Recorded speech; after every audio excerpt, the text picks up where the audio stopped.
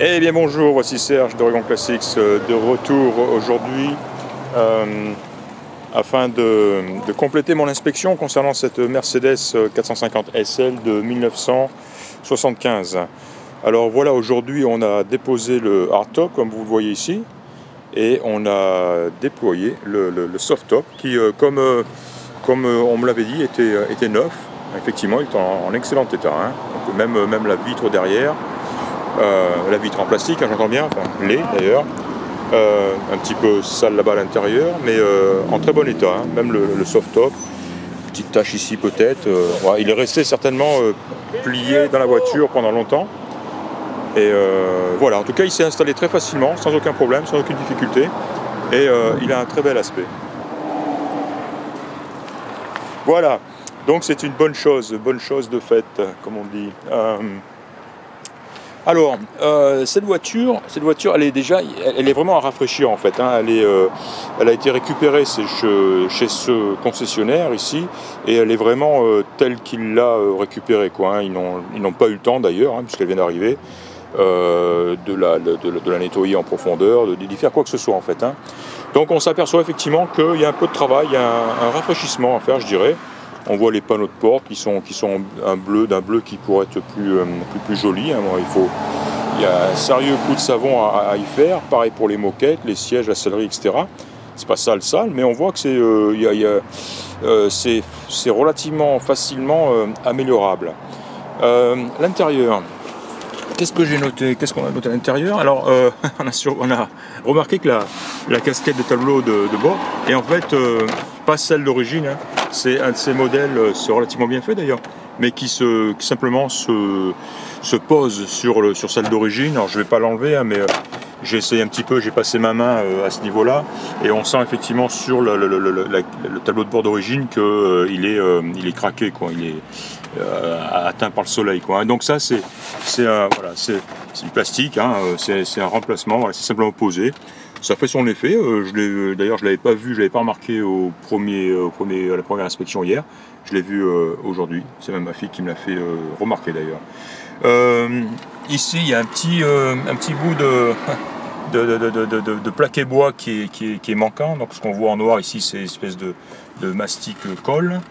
Et j'ai remarqué que le système de retenue de la porte était manquant côté conducteur là-bas, hein. On voit là là où on met la petite clavette pour retenir le système, quoi. Il est manquant bizarrement. Il n'a pas été arraché, hein. J'avais vu le cas sur une Porsche 912 une fois où c'était le cas, mais où la partie qui était sur la porte était carrément arrachée, et donc il avait fallu faire des travaux de carrosserie à ce niveau-là. Là, c'est pas le cas, il est manquant. Pourquoi, je ne sais pas. J'essaierai de savoir, mais je doute avoir la réponse, puisque oui, voilà, je pense pas que ce concessionnaire s'en soit même aperçu d'ailleurs. Mais voilà, hein, donc pour vous montrer, hein, voilà la pièce qui est manquante ici tout simplement, hein. Donc bien sûr, elle va chercher la porte à l'intérieur, donc voilà, ça sera certainement le panneau de porte à enlever pour installer cette pièce manquante. Au niveau des pièces manquantes aussi, le pare-soleil côté conducteur est tout simplement manquant aussi. Il n'est pas, ni dans le coffre d'ailleurs. Là aussi je demanderai s'ils l'ont. Et le côté passager il y est. Mais cette petite pièce ici qui va s'enclencher dans ce petit récepteur ici et se bloquer normalement, hein. Ça se clip à l'intérieur. Bon, on voit le bout est cassé, quoi. Apparemment quelqu'un a tenté de le recoller. Hop, voilà, ça c'est mieux si je le montre. Et il ne serait pas resté. C'est une pièce que sur le dernier modèle, la dernière SL que j'ai envoyée en France, cette petite pièce était dans la boîte à gants neuve, dans un petit sachet donc, et je l'ai facilement réinstallée. Voilà, donc voilà, c'est juste cette petite pièce qu'il faut commander et remplacer, hein. On tire le pare-soleil, on dégage cette pièce, on met la nouvelle, on remet le pare-soleil en place, et c'est affaire réglée, quoi. Voilà. Les manettes de chaque côté sont présentes. D'ailleurs, elles étaient restées en place, ce qui est pas plus mal finalement.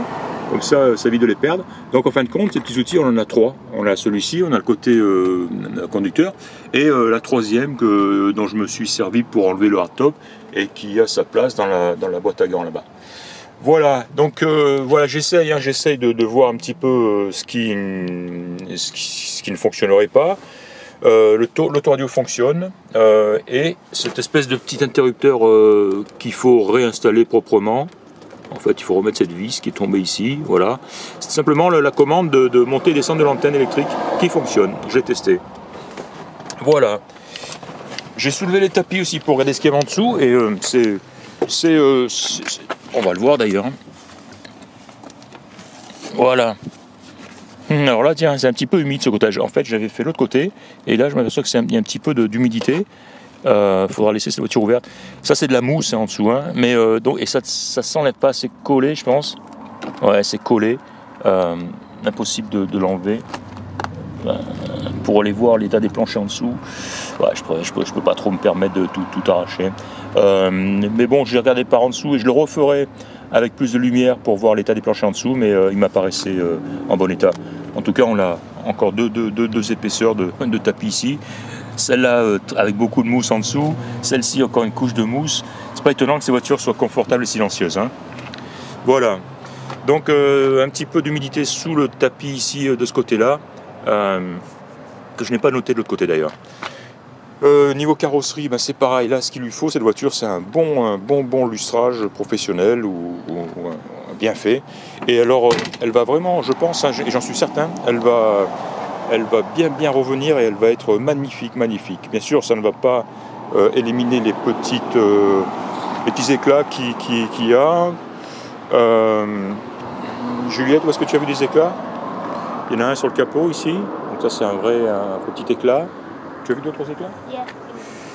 Ça, j'en ai parlé hier, ça s'enlève. Elle en a repéré un ici à l'arrière.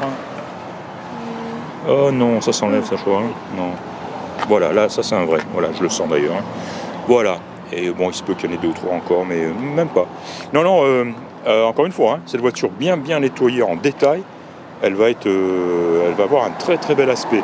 Alors par contre, ce qui est dommage, c'est que ces jantes, très belles jantes chromées ici, comme je le disais hier, elles sont piquées. Hein, le chrome est piqué à certains endroits. Hein, vous le voyez ici peut-être. Oui, voilà, on le voit ici. Je l'avais signalé aussi sur la roue avant gauche, hein, c'était présent. Le hardtop est en bon état, très bon état. Pareil, hein, bien nettoyé, bien lustré, il va être nickel. Les pare-chocs, les chromes sont en très bon état. Voilà, toutes les jantes sont piquées à ce niveau-là. C'est mieux vers l'intérieur, mais sur la circonférence, là, c'est un petit peu dommage. On voit les disques là-bas derrière. Et idem, hein, voilà, absolument pareil ici. Hein.